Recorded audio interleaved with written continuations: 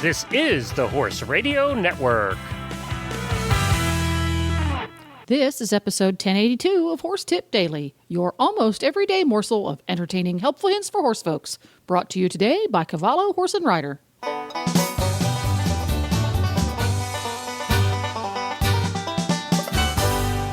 Greetings, horse people. Coach Jen here, and thanks for tuning in to Horse Tip Daily. Today's tip is an excerpt from the Certified Horsemanship Association episode on Horses in the Morning. Christy Landwehr and Glenn have some fun with a list of things only riding instructors can appreciate. And hidden among the guffaws, we find some very useful advice. And we'll get right to our tip after this important message from our sponsor.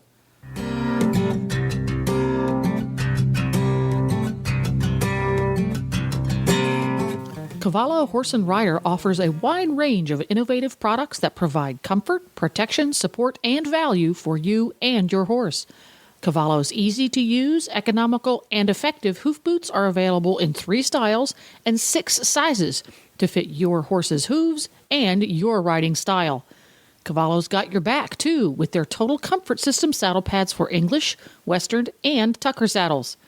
Look for Cavallo's simple, sport, and trek hoof boots and saddle pads at your local tack store, or you can visit them online at cavallo-inc.com.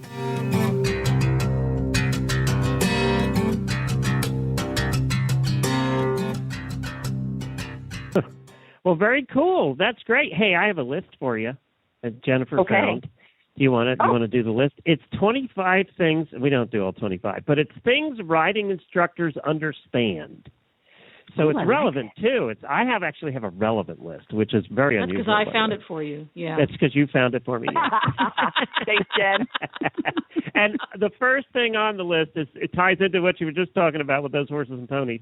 Is how to recognize that subtle head tilt and eye glint that warns you that the school pony is about to change from an angel to a party animal. Doesn't every instructor know when they come around that turn and then they look at you and you go, oh, no, that it's that time. Yes. There's a crow hop coming. Something's going to happen. That time. The switch has flipped and the pony is done. And I swear to you, they know the hour.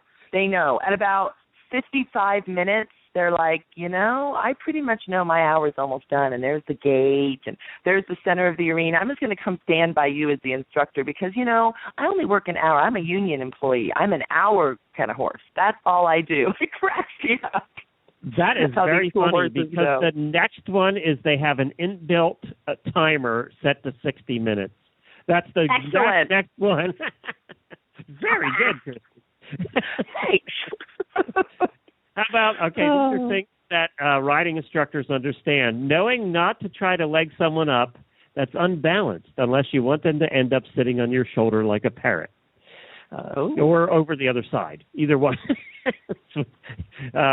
We've seen both. Yeah. I'm sure you have too. Yeah. Have you ever done that, Christy? And then given a leg up to a student and tossed him right over the other side? Yeah. Oh, goodness. All right. Here goes the embarrassing stories again. No, but I have a story. So my father, I had Popcorn the Wonder POA, and my father decided he was going to give me a leg up onto my pony, and he gave me too much of a leg up, and he gave me a leg up and over on the other side, and I landed on my booty. And I stood up and I went, Popcorn, why did you move? And my dad goes, he was rock solid. I just boosted you too hard. Oh, okay. So years ago. And we've all seen that happen. It's just like, so funny. Right over the top. That most of your students don't know left from right. That's very hard when somebody says that you're not ready. You got to think about it. Now, Here in the United States, Christy, do most folks still use left and right versus the European habit of using inside and outside? No, we all use inside-outside too, Jen, because absolutely it gets so confusing. Yeah, I'll tell you, it's really hard to drop your reins and hold your hands up and see which one makes the L when you're riding a horse, right? Very hard to do that skill. Does anybody ever use near and far anymore? Sometimes we'll use that in relation to the sides of the horse. So we'll say you're going to get on the near side, or don't forget to check the offside of your horse's tack before you get on, or we're going to actually mount from the offside today or dismount from the offside. But once they're actually on the rail going, no, I don't think very many people use near and far. At that point, it becomes inside, outside. Yeah. Yeah, real kind of interesting how those different terms all mean the same thing. Isn't that just like horse people to have 3 different sets of words that mean the exact same thing? Thank you very much. Absolutely. I'll step off my soapbox now. This next one, even us horse husbands understand, is just how painful it is to drop a heavy, wet, wooden jump pole on your foot. We've all done that. We've all done it. Yes. Once again, can I tell a story? I'm sorry about this story, but another story. So I'm at the Rocky Mountain Horse Expo. Okay, thank you. I'm at the Rocky Mountain Horse Expo this past weekend here in Denver, and we're doing our regional conference in conjunction with it, and we've got a bunch of speakers, and we are also speaking. And at one point, though, I'm also on the Colorado Horse Council board, so I had to volunteer. So I was manning this arena. And the gentleman that was coming in next was going to do his talk, and I said to him, what would you like? He goes, I really need those poles removed from the arena. There was 4 poles set up like his ground poles. I said, sure, no problem. So I go out there, and they're pretty heavy. And he's over there working with his horse, and there's people milling about in the stands. And I lift the first one. It's really heavy, but I get over to the side. I'm like, all right, here we go. Get my CrossFit going on, bend correctly, get my legs engaged, do the second pole. And by the time I'm on the third pole, these poles are huge. There are these 2 cowboys sitting on the fence, literally staring at me.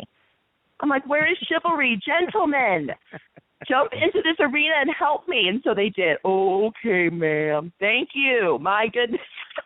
It was funny. At least you asked for help. Cracking me up. I did. I was like, and maybe they thought, well, I don't want to offend her. Women don't like to think, I don't need any help. But I'm like, I love help. Give me help, please. Fabulous. Thank you for the help. So funny. Next one, the value of SPF, quality skincare products, and wearing sunglasses. Yeah, we all know that one. Well, there you go. Big shout out to equestrianreality.com, where we found this hilarious yet useful list. We put a link to it at horsetipdaily.com. Look for episode 1082. This podcast was made possible through the generous support of Cavallo Horse and Rider and listeners like you. You can learn how to support Horse Radio Network programming and qualify for auditors-only perks by going to horsetipdaily.com and clicking on the auditor banner in the center of the page.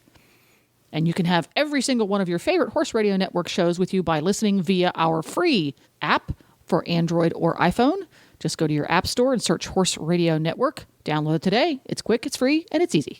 The Horse Radio Network and the Horse Radio Network hosts are not responsible for statements of guests or their opinions. Use your own judgment when listening to the tips provided by the experts on Horse Tip Daily.